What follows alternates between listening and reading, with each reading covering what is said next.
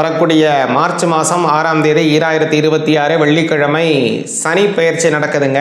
அதுக்கு முன்னாடி நீங்கள் கேட்கலாம், 2025 இப்போ சனி பயிற்சி ஆகிடுச்சுன்னு எல்லாரும் நிறைய பேர் வீடியோலாம் போட்டிங்களே, அப்போ என்னங்க இப்போ திடீர்னு 2026 சனி பயிற்சின்றீங்க அப்படின்னு நீங்கள் கேட்கலாம். ஒரு நிமிஷம் சொல்லிடுறேன். அதுங்கிறது திருக்கணித முறைப்படியான சனி பயிற்சி தான் எல்லாரும் சொன்னாங்க.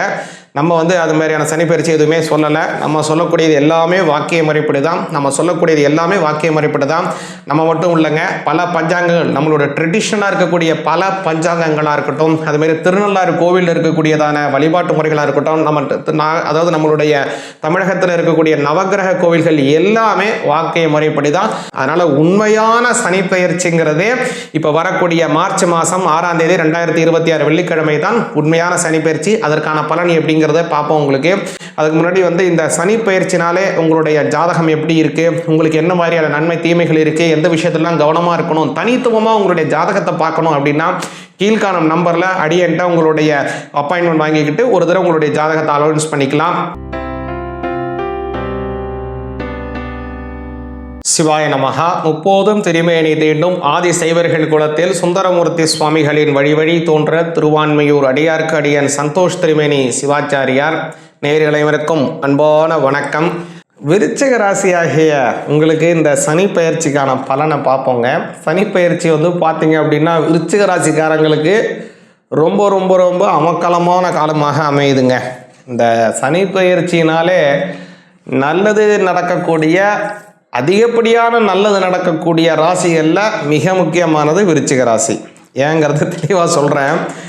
பொதுவாகவே விருச்சிக ராசிக்கு பார்த்தீங்க அப்படின்னா சனி பகவான் 3ஆம் பாவத்திற்கும் 4ஆம் பாவத்திற்கும் உடையவர் சனி பகவான். இந்த சனி பகவான் இப்போது 5ஆம் இடத்திற்கு வந்திருக்கிறார். இதற்கு முன்னாடி இருந்தது எங்கன்னா அர்த்தாஷ்டம சனியில் இருந்தார். இந்த அர்த்தாஷ்டம சனிங்கிறது என்ன செஞ்சுருக்கும் உங்களுக்குன்னு பார்த்தீங்கன்னா வச்சு செஞ்சுருக்கோம் உங்களை விருச்சிக ராசிக்கு.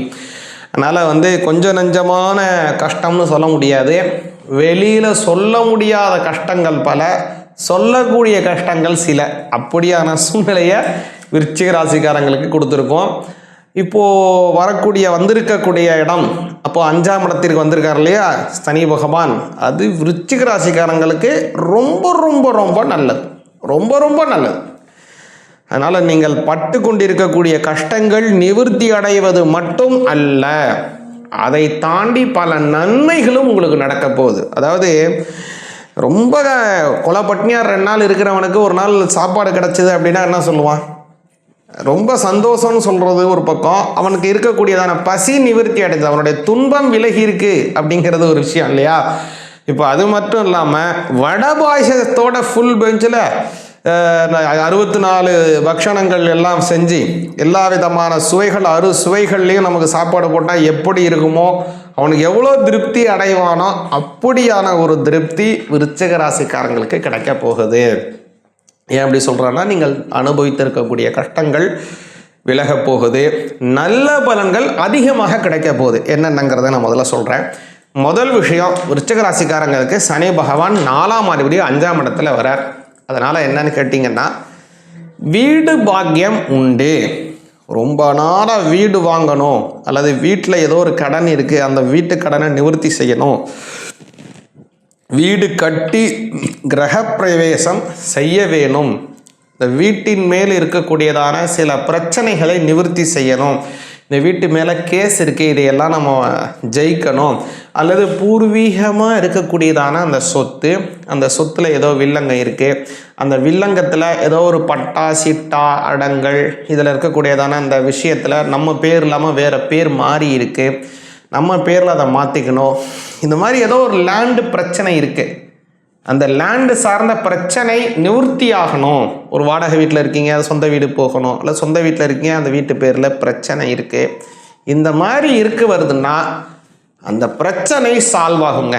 நல்லா புரிஞ்சுங்க. அந்த பிரச்சனை என்னாகும், அந்த பிரச்சனை தீர்க்கப்படும். முக்கியமாக அது அரசாங்கம் சார்ந்த விஷயத்தில் நல்லபடியாக உங்களுக்கு சாதகமாக தீர்க்கப்படும். அது நல்லா புரிஞ்சுங்க. அதே விருச்சிக ராசிக்காரங்களுக்கு மேலும் ஒரு நல்ல ப்ளஸ். இன்னொரு விஷயத்தையும் நீங்கள் கவனிச்சுங்க. விருச்சிக ராசிக்கு அஷ்டமத்தில் கொஞ்சம் குரு போய் உட்காந்துருக்காரு. அஷ்டமத்தில் குரு இருப்பது கொஞ்சம் கஷ்டம். அதுவும் ரொம்ப நாளுக்கு இல்லை, கடத்த 2 மாதம் தான் இருக்கார். இப்போ எப்படி சனி மாறுறாரு இல்லைங்களா, மார்ச் மாதம் 6ஆம் தேதி சனி மாறுறாரு. மே மாதம் 26ஆம் தேதி குருவும் மாறிறார். இந்த 2 மாதத்தில் அந்த குருவும் மாறிட்டார் அப்படின்னா இன்னும் உங்களுக்கு அதிகமான நல்ல பலன். ஏன்னா குரு 9ஆம் இடத்துக்கு வந்துடுவார். 9ஆம் இடத்திற்கு வந்த குரு பகவான் 5ஆம் பார்வையாக உங்களை பார்க்குறாரு, 7ஆம் பார்வையாக உங்கள் 3ஆம் பாவத்தை பார்க்குறாரு. கூடுதலாக 9ஆம் பார்வையாக உங்கள் 5ஆம் இடத்தில் இருக்கக்கூடிய சனி பகவானை பார்க்கிறார். நீங்கள் நினைக்கலாம், என்ன சுவாமி நீங்கள் சனி பெயர்ச்சி பலன் சொல்கிறேன்னு சொல்லிட்டு நீங்கள் ஒரு கிரகமாக சொல்லிட்டு இருக்கீங்க, குருவுக்கு போகிறீங்க அப்படின்னு என்னென்னக்கெல்லாம் போவீங்க அப்படிலாம் நீங்கள் நினைக்கலாம். நல்லா புரிஞ்சுங்க, ஒரு கிரகம் உங்களுக்கு ஒரு நல்ல பலனை தருது இல்லை கெடு பலனை தருதுன்னு வச்சுப்போம். அது பலன் மட்டும் உங்களுக்கு வேலை செய்யாது. அந்த பலனை அதிகரிக்கக்கூடியபடியானது அல்லது அந்த பலனை நீர்க்கடிக்கக்கூடியதானது அல்லது அந்த பலனை முழுமையாக தரக்கூடிய அமைப்பில் இன்னொரு கிரகமும் வேலை செய்யும். அதையும் சேர்த்து நீங்கள் பலன் சொன்னாதான் உங்களுக்கு என்ன பலன்றதை தீர்மானமாக சொல்ல முடியும். அந்த வகையில் தான் நான் சொல்கிறேன். இப்போது குரு பகவான் 9ஆம் இடத்துல இருந்து உங்களுக்கு மேலும் நல்ல பலனை ஏற்படுத்தி தருகிறார். அந்த ஏற்படுத்தி தரக்கூடியதான நல்ல பலன் விருச்சிக ராசிக்காரங்களுக்கு 5ஆம் இடத்தில் இருக்கக்கூடிய சனியினுடைய நன்மையை அதிகமாக தருகிறார். அதனால் குழந்தை இல்லாதவங்களுக்கு குழந்தை பாக்கியம் கிடைக்கும். மனசு விருப்பப்படி யாரையாவது ரொம்ப விரும்பிக்கிட்டு இருக்கீங்க, அந்த விரும்பக்கூடியவங்களுக்கும் உங்களுக்கும் நல்லபடியாக கல்யாணம் நடக்கணும் ஆசைப்படுறீங்கன்னா நீங்கள் நினைக்கிறபடியே கல்யாணம் 2 பேர் சம்மதத்தோடும் 2 பேரினுடைய வீட்டில் உள்ளவங்களுடைய உறவினர்கள் சம்மதத்தோடனும் இந்த கல்யாணம் நடக்கும். அது ஒரு பெரிய வரப்பிரசாதமாக அமையுதுங்க. ஏன் அப்படின்னா நமக்கு ஒரு நல்லது ஒரு இயல்வாழ்க்கை அமைஞ்சாலே வாழ்க்கையிலே 90% பிரச்சனைகள் நம்மளை விட்டு விலகிடும். ஔவையார் சொல்கிறாங்க இல்லைங்களா, பர்த்தாவுக்கேற்ற பதிவிரதையாகினில் எத்தாகினும் கூடி வாழலாம், சற்றேனும் ஏறு மாறாகினில் யாரேனும் கூறாமல் சந்நியாசம் கொள் அப்படின்றாங்க. போய் நமக்கு வாழ்க்கையில் கூட அடிக்கடி பிரச்சனை வந்துட்டு இருக்கா, கவலையே படாத. ஆனால் யார்கிட்டையும் போய் புலம்பாத. நீ பார்த்து வச்ச கல்யாணம் சரியில்லாமல் போச்சு, அவங்க பார்த்து வச்ச கல்யாணம் சரியில்லாமல் போச்சுன்னு புலம்பாத. நேராக போய் சன்னியாசி ஆகிடு அப்படின்றாங்க ஔவையார். அதனால் இன்று இதை நம்ம சொன்னோம் அப்படின்னா, இதை படி கடைபிடிச்சோம் அப்படின்னா உலகத்தில் 90% பேர் சன்னியாசியாக தான் இருப்பாங்க. ஆனால் ஃபஸ்ட்டு எடுத்தோடனே அதுதான் ஔவையார் என்ன சொல்கிறாங்க, பர்த்தாவிற்கேற்ற பதிவிரதன் எத்தாகினும் கூடி வாழலாம். நல்லபடியாக அண்டர்ஸ்டாண்டிங்காக இருந்தாங்கன்னா எப்பேற்பட்ட சூழ்நிலைகள் வாழ்க்கையில் முன்னேறினாலும் சரி, இல்லை பின்னடைந்தாலும் சரி, பொருளாதாரத்தில் உயர்ந்தாலும் சரி, தாழ்ந்தாலும் சரி, நம்ம எத்தாகினும் கூடி வாழலாம் அப்படின்னு சொல்கிறாங்க. அதனால் விருச்சிக ராசிக்காரங்களுக்கு இந்த வரக்கூடிய காலத்தில் வாழ்க்கை துணைவருக்கும் அவங்களுக்கும் நல்ல ஒற்றுமை, கல்யாணமாக வேண்டியவங்களுக்கு கல்யாணம், மனசுக்கு ஏற்றாற்போல் நல்ல திருமண வாழ்க்கை அமையும். சிவாய நமக.